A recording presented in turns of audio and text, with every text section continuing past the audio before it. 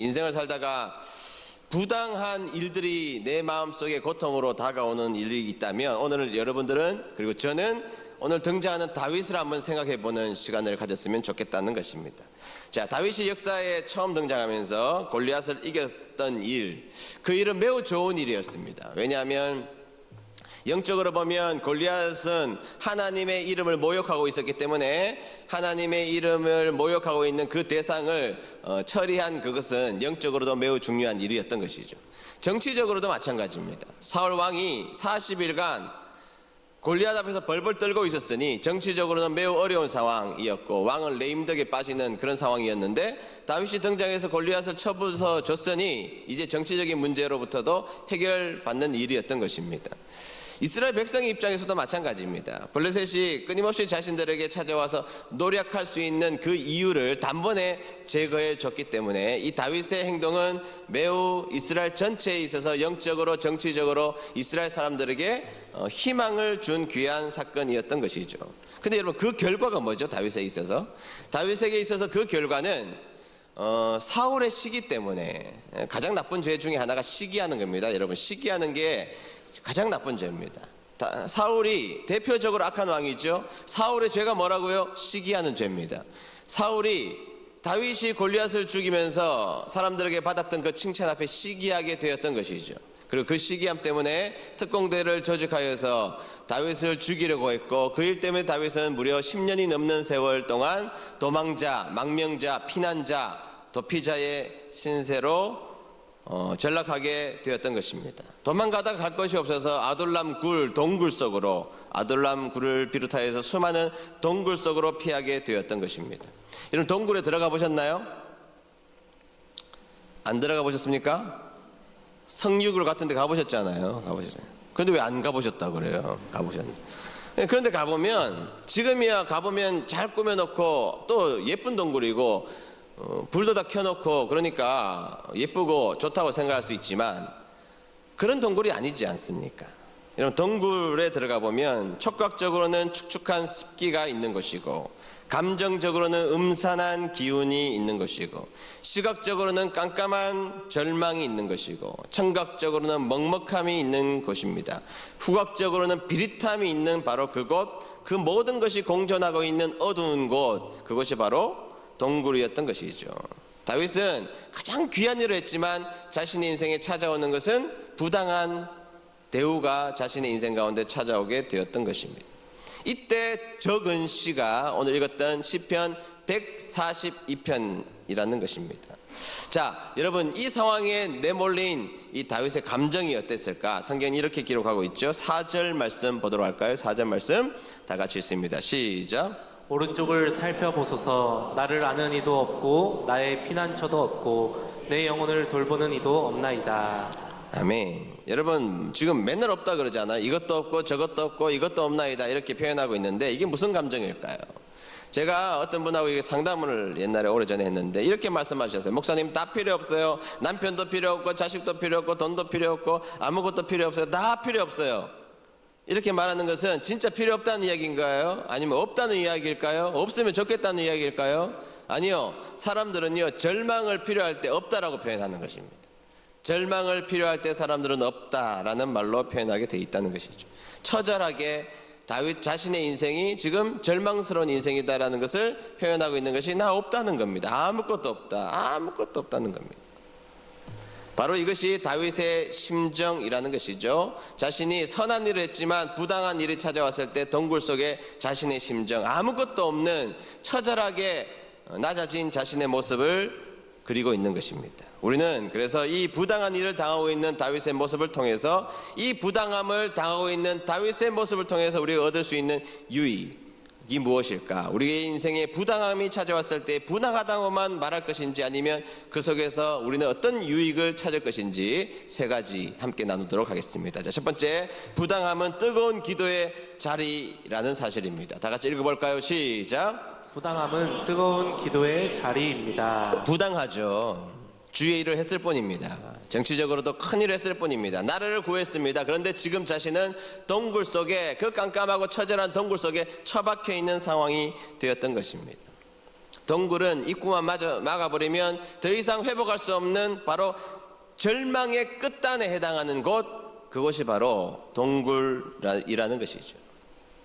그런데 다윗은 1절부터 2절 보실까요? 어떻게 하고 있는지. 이 절망의 끝단 가운데 다윗은 어떤 행동을 하는지 1절과 2절 보도록 하겠습니다. 다 같이 읽습니다. 시작. 내가 여호와께 크게 부르짖습니다. 내가 불쌍히 여겨달라고 여호와께 나의 목소리를 드높입니다. 내가 주의 앞에 나의 불만을 쏟아놓습니다. 주 앞에 나의 어려움을 호소합니다. 아멘. 자, 부당한 고난이 그를 어떤 자리로 인도했느냐? 지금 다윗은 기도하고 있잖아요. 기도하고 아둘람 동굴에서 부당함에 놓여져 있는 다윗은 그냥 있지 않고 그 자리를 기도의 자리로 만들고 있다라는 사실입니다. 다윗의 기도는 어떤 모양으로 하고 있느냐? 첫 번째는 크게 부르짖었다는 것입니다. 어떻게 부르짖었다고요? 크게 부르짖었다는 겁니다. 여러분, 어느 순간 교회에서 이상한 운동이 벌어지기 시작했습니다. 기도는 양보다 질이 중요하다, 뭐 그런 이야기를 했습니다. 또한 크게 부르짖을 필요가 없다, 작은 소리에도 하나님 다 알고 계신다, 기도하지 않아도 우리의 마음을 알고 계신다, 뭐 그런 이야기들이 1990년도 정확하게 한국교회에 유행하기 시작하고 한국교회는 기도의 야성을 잃어버리기 시작했습니다.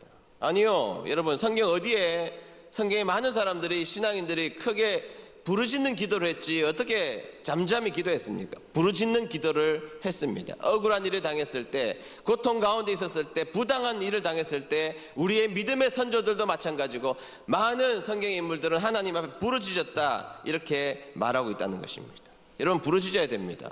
아니, 하나님이 귀가 먹었어? 그런 이야기는 하지 말아야 됩니다. 아니요, 성경 말씀에서는 부르짖어라 명시하는 구절들도 성경 가운데 얼마나 많은지를 모른다는 것이죠. 부르짖는 여러분 되시기를 축복합니다. 부르짖어야 됩니다. 여러분들의 아버지들, 어머니들 부르짖었습니다. 저희들 어릴 때 부르짖었습니다. 기도하다가 목 쉬어봤습니다. 기도하다가 목 쉬어봐야 합니다. 요즘에 기도하다가 목 쉰 분 계십니까? 제가 용각산을 사드리겠습니다. 목 쉰 분. 네, 목 쉬어봐야 됩니다. 기도하다가 목 쉬어봐야 됩니다. 수요일날, 이번 주 수요일날 기도하는지 한번 열심히 보겠습니다. 제가 목 쉬는지. 목 쉬면 뒤에서 용각산 준비하다 제가 드리도록 하겠습니다. 그리고 불쌍히 여겨달라고 하나님 앞에 기도했습니다. 하나님은 자비로우신 분이니까 하나님, 내 인생을 불쌍히 여겨달라고 이야기했습니다. 심지어 불만까지도 하나님 앞에 내어놓는 기도를 다윗은 아둘람 굴에서 기도하는 자리에 서게 되었다는 것입니다. 회복해야 됩니다. 옛날에는요, 꼬마들도 기도했습니다. 부흥회가 되면요, 꼬마들도 땅바닥에 앉아가지고 하나님 앞에 울부짖으면서 기도한 때가 있었습니다. 기도의 야성이 죽어서는 안 된다는 것이죠. 기도하는 여러분 되시기를 주의 이름으로 축복합니다. 다윗은 부당함이 자신에게 찾아왔을 때에 하나님 앞에 부르짖는 자리에 자신의 인생을 내어던지며 하나님 앞에 부르짖었다는 것입니다. 그리고 심지어는요, 불만도 하나님 앞에 이야기했다는 겁니다. 불만도. 왜? 하나님에 대한 인식이 바로 되었기 때문입니다. 여러분, 기독교 강요라는 칼빈이 쓴 책에 보면, 여러분, 우리 인간에 대한 이해가 좀 나오지만 대부분 하나님에 대한 설명이 있잖아요. 하나님의 설명이 명확하면 인간에 대한 이해는 다 끝난다, 이 말이에요. 하나님에 대한 이해가 다 되면 그 다음부터는 하나님 주시는 은혜를 깨달을 수 있다는 것이죠. 하나님에 대한 이해가 있는데 그 하나님은 우리의 아버지 되신다는 이해 속에 우리가 놓여져 있으면 불만도 이야기할 수 있는 것이죠. 그런 기도를 했다는 것입니다. 그리고 중요한 건 하나님 앞에 부르짖으면 상처로 남지 않는다는 것입니다. 하나님 앞에 부르짖으면 뭐로 남지 않는다? 중요합니다. 여러분, 상처가 될 만한 것을 자꾸 여기에 갖다 둬요. 여기다 꾸역꾸역 쌓아놓으니까 상처가 되는 겁니다. 쌓일만 하면 하나님 앞에 뭐 해야 돼요? 기도해야 되는 것입니다.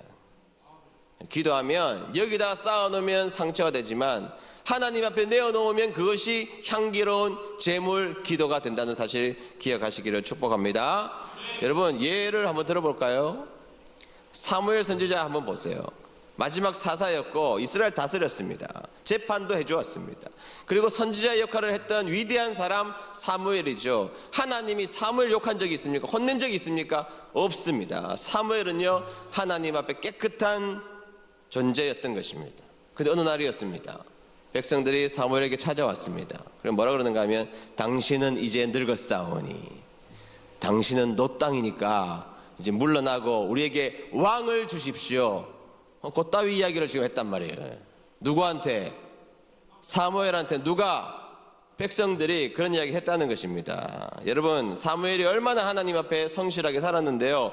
백성들을 위해서 얼마나 애쓰며 기도하며 살았는데요. 정말 그들을 위해서 목숨 걸고 기도했던 사람 사무엘 아닙니까? 그런데 이제 당신 늙었으니까 새로운 왕 달라고요. 자, 두 번째, 부당함은 깊은 감사의 자리라는 사실입니다. 다 같이 읽어봅니다. 시작. 부당함은 깊은 감사의 자리입니다. 7절 상반절 읽겠습니다.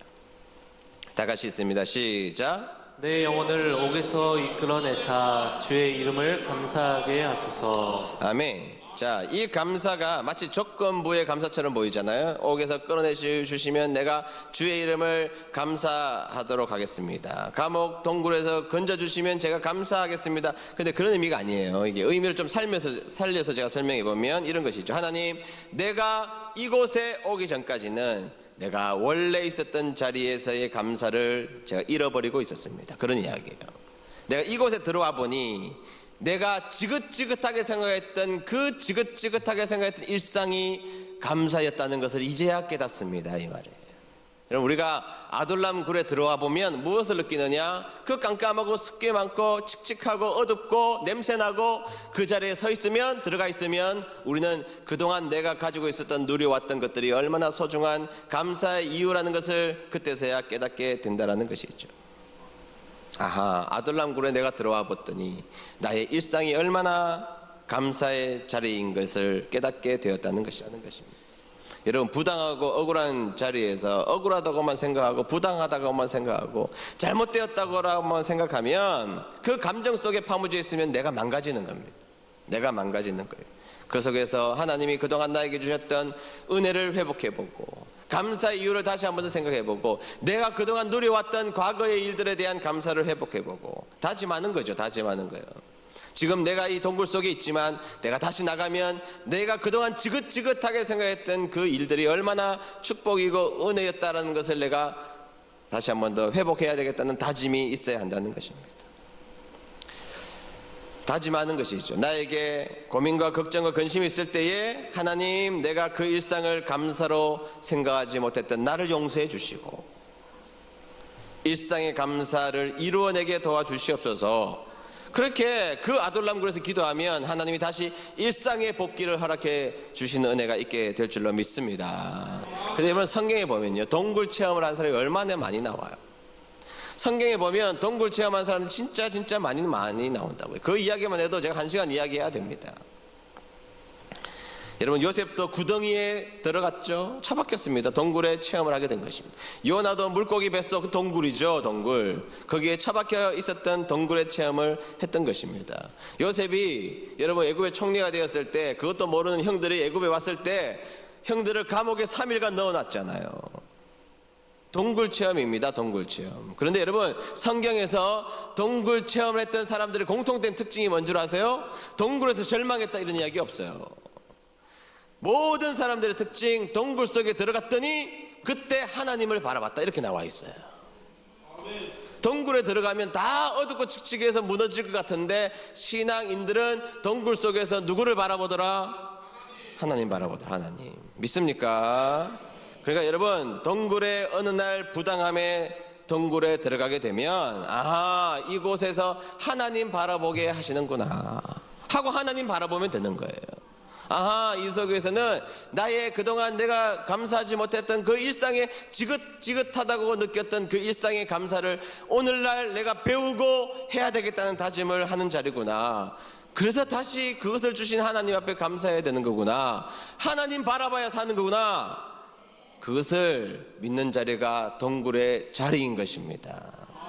동굴의 자리에, 부당한 동굴의 자리에 있을 때에 여러 가지 이유 때문에 낙심의 그늘이 놓여져 있는 그 자리에 머물지 마시고 하나님 바라보고 그 속에서 주님이 주시는 일상의 감사를 누리는 여러분 되시기를 축복합니다. 마지막 세 번째, 부당함은 놀라운 섭리의 자리였다는 것입니다. 다 같이 읽어볼까요? 시작. 부당함은 놀라운 섭리의 자리입니다. 네, 표면적으로 아둘람 동굴은 고통스러운 자리죠. 아프죠. 힘들죠. 매우 곤란한 자리라는 것은 분명하죠. 그런데 3절 상반절 보실까요? 뭐라 그러는지 3절 상반절 보겠습니다. 시작. 내 영이 내 속에서 상할 때에도 주께서 내 길을 아셨나이다. 아멘. 뭐라 그럽니까? 나는 지금 상태는 속상한 상태라는 거예요. 내 속이 상했다는 겁니다. 그런데 내 속이 상한 것으로 끝나는 것이 아니라 내 속이 상하는 바로 이 순간, 이때 우리 하나님은 다 하신다는 겁니다. 내가 볼 때는 답이 보이지 않죠. 내가 볼 때는 빛이 보이지 않습니다. 내가 볼 때는 희망이 전혀 보이지 않습니다. 그러나 다윗이 가졌던 중요한 믿음은 뭐냐? 내가 아둘람 동굴에 처박혀 있는 이 순간도 하나님이 다 알고 계신다면 하나님의 선한 뜻이 이곳에 있다고 믿기로 작정했다, 이 말이에요. 이루어진 거 아니지만, 그러나 내가 음침한 이곳에 있을지라도 하나님의 섭리는 여전히 섭리의 수레바퀴는 돌아가고 있다. 하나님의 역사는 돌아가고 있다. 하나님의 운명은 돌아가고 있다. 하나님의 일하심은 돌아가고 있다라고 믿었던 것입니다. 그래서 여러분, 우리 다 어른들이 그렇게 말하잖아요. 다 하나님의 뜻이 있다 그러죠. 다 하나님의 뜻이 있다. 다 하나님의 때가 있고 다 하나님의 뜻이 있다 그랬습니다. 이 말은 진리입니다. 다 하나님의 뜻이 있습니다. 아둘람 동굴 속에 처박혀 있는 그곳에도 다 하나님의 섭리와 하나님의 계획과 하나님의 뜻이 있는 자리라는 것입니다. 여러분, 아둘람 동굴에 처박혀 있을 때 희망 보였나요? 아니요. 그런데 그 속에 피해 있는데 갑자기 어중이 떠중이들이 400명이나 찾아온 거 아시죠? 그 사람들이 뭐 천하장사입니까? 멘사 회원입니까? S대학교를 다니는 사람입니까? 그런 사람들 아니잖아요. 성경에서 보면 환난당한 자, 빚진 자, 원통한 자, 마음이 원통한 자, 마음에 상처 있고 우울증 걸리고 비참해지고 뭐 그런 사람들만 모인 게 400명 모인 거예요. 그러니 얼마나 다윗에게는 짐이 됐겠습니까? 안 그래도 깜깜한데 더 깜깜한 인간들을 마주 대하고 있으니, 여러분, 답답한 사람하고 앉아 있으면 답답해요, 마음이 시원해요? 안 그래도 깜깜한데 답답한 사람이 답답한 소리 하면 답답해요, 마음이 시원해요? 다 알잖아요. 그렇단 말이에요. 지금 깜깜하고 답답해 죽겠는데 답답한 인간이 400명이 와가지고 답답한 소리를 하니 나 마음이 원통해 죽겠습니다. 내가 더 원통하다. 다윗의 입장에서 보면 그런 이야기 하지 않겠습니까? 다윗의 자신의 짐도 무거운데 이 어중이 떠중이들이 우두머리가 됐으니 보통 일이 아니죠. 그리고 이들은 다 비주류의 인생을 살았잖아요. 비주류. 교회에도 주류가 있고 비주류가 있습니다. 마시는 주류가 있고 안 마시는 비주류가 있습니다. 이제 이해하신 분들도 계시는데 집에 가서 생각나시는 분들도 계실 겁니다. 어쨌든 비주류잖아, 비주류. 야, 진짜 아둘람 해도 너무한다. 이 깜깜한 곳에 처박혀 있는 것도 고통스러운데 해도 넘어간다. 어떻게 400명이나 저런 인간들과 함께 살라고 나한테 보내주셨나? 그런데 다윗의 고백은 뭐죠? 하나님의 뜻이 있다는 겁니다. 하나님이 내 길 아신다는 거예요. 하나님이 내 길 아시는데 하나님이 이 사람들 보내주신 목적도 있다라고 믿었던 것입니다. 그래서 깨어났던 것이죠. 결론은요, 진짜 나중에 그렇게 됩니다. 여러분, 다윗 왕국이 패권국가가 되어서 위대한 장군들 다 어디서 나옵니까? 그 아둘람굴에서 나오는 겁니다. 아둘람굴에서. 여러분, 다윗의 일생일대 최고 위기는요, 압살롬 자기 아들이 반역했을 때. 다윗은 전쟁에서 져본 적이 없어요. 전쟁하면 다 이겼거든요. 다윗이 등장하면 다 이겼습니다. 패권국가예요, 그 당시에. 그런데 가장 큰 위기는 자기 아들 압살롬이 반역했을 때입니다. 반역하니까요, 제갈공명 같은 유명한 책사였던 아이도벨이 압살롬에 갖다 붙어요. 그리고 백성들의 마음이 성경에 보면 다 압살롬에 갔다 그렇게 나와 있어요. 맨발로 도망갑니다. 최대의 위기였어요. 최대의 위기. 다 도망갔다니까요. 다 압살롬에 갔습니다. 능력 있는 사람이 다 갔습니다. 그런데 그때도 다윗 곁에 있어서 붙었던 유명한 장수 30명이 나와요. 그 사람 다 어디에서 성장했던 사람들입니까? 아둘람 공동체에서. 그리고 회복하여서 다시 왕권을 수립하잖아요. 여러분, 그때 무엇을 느꼈겠습니까? 아하, 내가 그때 그렇게 믿었지만 그게 현실이 되는구나. 내가 고통당하고 어려움 당할 때에 아둘람에서 만났던 사람들이 지금 이 나라를 이끌어가고 있구나. 내가 고통 가운데 있을 때 아둘람에서 만나는 사람이 나의 방패가 되고 있구나. 하나님이 보내주신 선물이구나. 믿지 않았겠습니까? 아둘람 굴은 그래서 부당해 보였지만 결론적으로 부당한 곳이 아니었습니다. 위대한 왕궁의 요람이 되었던 것입니다. 그 부당한 동굴 속에서 다윗이 가지고 있었던 그 믿음으로 지금 깜깜하고 어둡고 400명을 책임져야 될 무거운 짐이 있지만 끝까지 나가자 하나님은 정말 일하시는 하나님을 만나게 되었다라는 것입니다. 주님께서 내 길을 아신다. 주님이 나를 붙잡는 인생이 될 수 있다. 하나님이 붙잡으면 내 인생이 깜깜해도 소망이 될 수 있다라고 믿었던 것입니다. 지금 아파도 내 인생은 승리의 인생이 될 수 있었다라고 밖에 나와서 믿은 게 아니고 아둘람 굴에서 믿었던 것입니다. 그런 여러분 되시기를 축복합니다. 그 부당함은요 섭리의 자리일 수 있어요. 내가 당하고 있는 부당함의 어둠의 동굴의 자리는 하나님의 위대한 섭리가 움직이는 위대한 자리라는 것을 기억하시고 원망과 불평보다는 기도하고 감사하고 하나님의 뜻을 붙잡는 여러분 되시기를 축복합니다. 여러분 부당한 고난이 찾아왔을 때 하나님이 안 계신가 회의하는 자리에 설 수 있습니다. 그러나 여러분 이제 낙심의 언저리에 머무르지 마시고 그 낙심의 자리에서 기도하시고 감사하시고 하나님의 뜻이 분명히 있다는 확신을 가지는 사람이 되어서 희망을 주는 사람이 되기를 축복합니다. 그래서 사람들에게 믿는 사람의 모습 속에 경외감을 발견해야 됩니다. 아니 저 사람은 아둘람 굴에 처박혀 있는데 저 사람은 아둘람 굴에 절박한 상황에 있었는데 어떻게 찬양할 수 있지? 어떻게 기도할 수 있지? 어떻게 예배를 저렇게 잘 지킬 수 있지? 어떻게 절망 속에서도 무너지지 않을 수 있지? 그럼 세상 사람들이 믿는 사람들의 신비를 바라본다고요. 뭐가 있나 봐 저기에는. 저분이 다니는 교회 가운데는 뭔가 신비한 것이 있나 봐. 그동안 산타클로스가 없다라고 세상 사람들은 말하고 비관적으로 세상을 살아왔습니다. 그런데 절망 가운데서도 흔들리지 않고 예수와 복음을 위하여서 소망을 가지고 예수님이 하나님이 진짜 소망인 것을 믿으며 살아가면 내가 산타클로스가 되는 거예요. 이제는 많은 사람들에게 소망을 주는 사람, 희망을 주는 사람. 저 사람 좀 전까지 부당한 자리에 있었는데 고통의 자리에 있었는데 여전히 고통의 자리에서도 우리에게 소망을 이야기하는 사람이 되고 있구나. 도대체 저분이 믿는 하나님은 도대체 누구시길래 나도 믿고 싶다. 산타클로스가 되는 여러분 되시기를 주의 이름으로 축복합니다.